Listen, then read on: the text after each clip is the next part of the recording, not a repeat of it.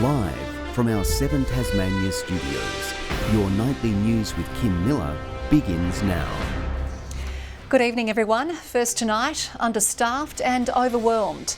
The public sector union fears Risdon won't cope with a COVID outbreak. Already, staff and prisoners are testing positive.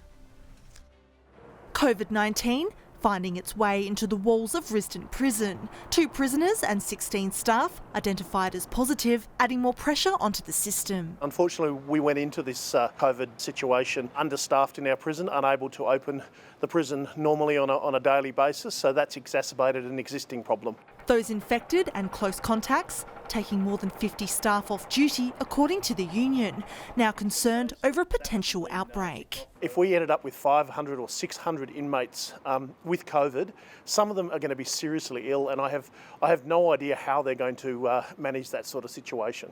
Extra measures put in place at the prison, aiming to reduce the spread of the virus, including a temporary switch from in-person visits to Zoom calls and establish dedicated isolation facilities. There presents challenges, but those challenges are not insurmountable, and I'm confident that the prison can function. Meanwhile, visits also cancelled for new parents by Child Health and Parenting Service over the next month.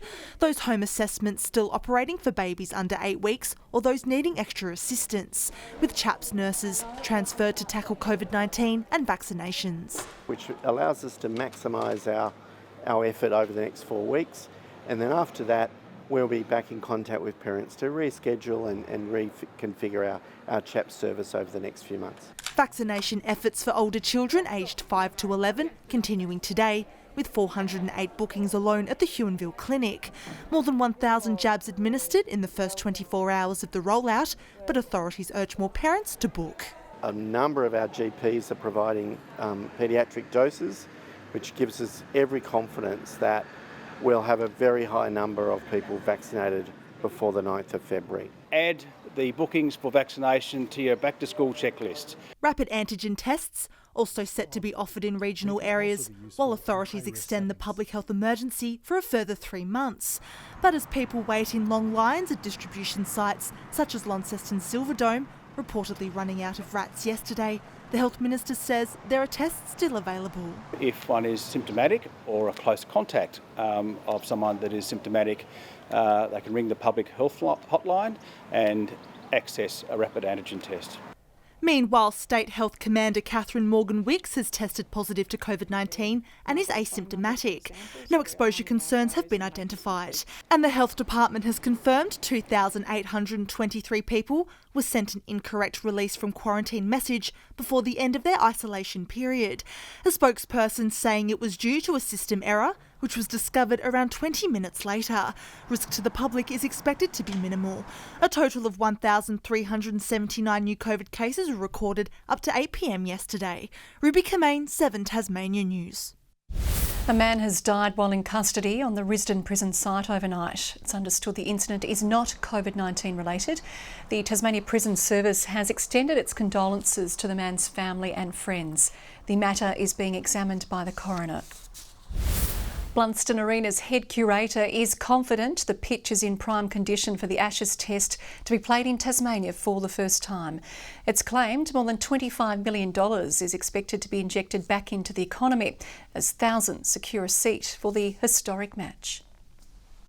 A unanimous vote to award the Ashes to Hobart once seemed like a pipe dream for cricket fans. We've worked very hard to get an event here, but I'm still pinching myself that it's happening, but it is happening this Friday. The arrival of the Aussies overnight is just the start of what will be a milestone 5 days in Tasmania. It's a highlight for all our team. We're a pretty young team and they've been looking forward to this for a long time. After pictures emerged of Bellreeve Oval underwater just days ago, concerns around the condition of the pitch have been dismissed. Within 30 minutes of those pictures being taken, it pretty much looked like it does now. The state government has thrown $4 million behind the event in a hope that investment will bring a healthy return. We're going to see more than 30,000 people come through the gates here on day 1, day 2 and day 3. While it was an initial sellout for the first 3 days, an extra 500 tickets have been released by Cricket Tasmania today. I think the interest from the Tasmanian public has been such that we could have sold this game twice if we had greater capacity. Despite being part of advocating for the historic test, Tim Payne won't attend the match and will remain interstate on a family holiday after what's been a difficult couple of months for the former wicketkeeper. It's a bit bittersweet with Tim. We've made our position very clear in the past on that.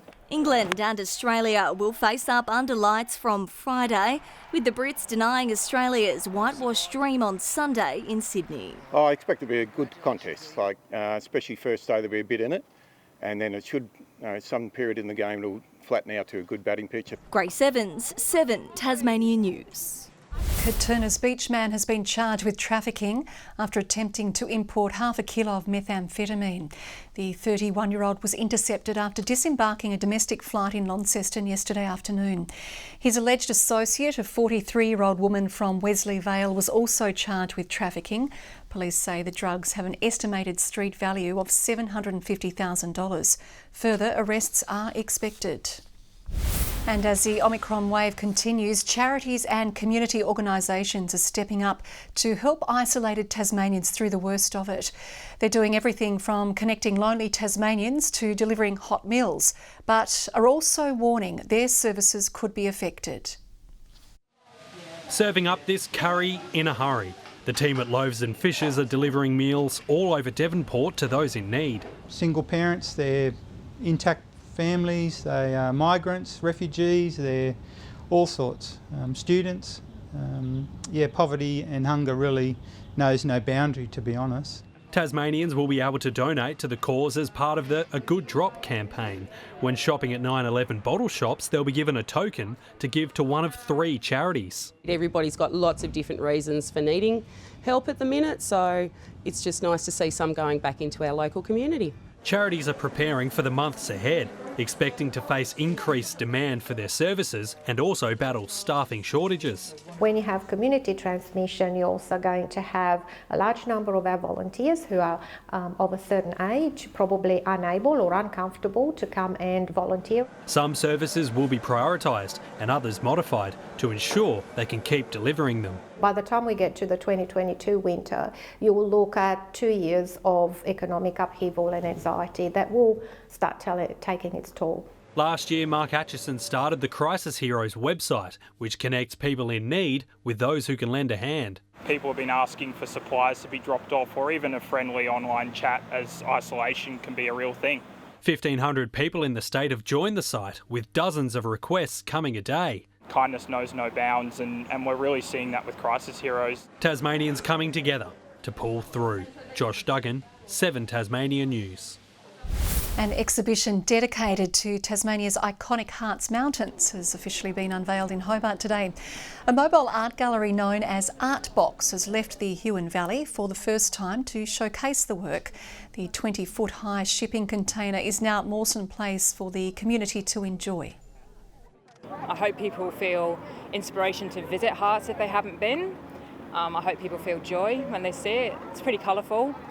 In an effort to be COVID safe, the work can only be viewed from the exterior and will be on show until the end of the month, with organisers not ruling out another opportunity for the Artbox to travel further. The Jack Jumpers season has taken another hit, with 2 more games postponed due to COVID. Tasmania was due to host the New Zealand Breakers this Friday at MyState Bank Arena, but a new date will be found for that clash, along with Sunday's scheduled trip to Adelaide to face the 36ers. The Jack Jumpers will now play the Breakers at MyState Bank Arena next Wednesday. Good evening. The state's warmest today, 28 in Launceston. Hobart reached 20, Burnie 21 and Devonport a high of 23 degrees. Below average temperatures over the east, up to 4 degrees above average in central and western regions. King Island, Ouse and Strawn 25, Lowhead, Friendly Beaches and Grove 22, Flinders Island, St Helens and Lyowini all 20. Mostly clear skies today, just some afternoon convective cloud forming over the northwest and then clearing the northeast coast. Tiffany is now an ex-tropical cyclone as she moves over the Gulf. High-level cloud is clearing New South Wales and Victoria and mostly clear over the rest of the country. However, Tiffany might not be an ex for very long as the cyclone is tipped to redevelop as it approaches the top end. The large high, the main feature over our region.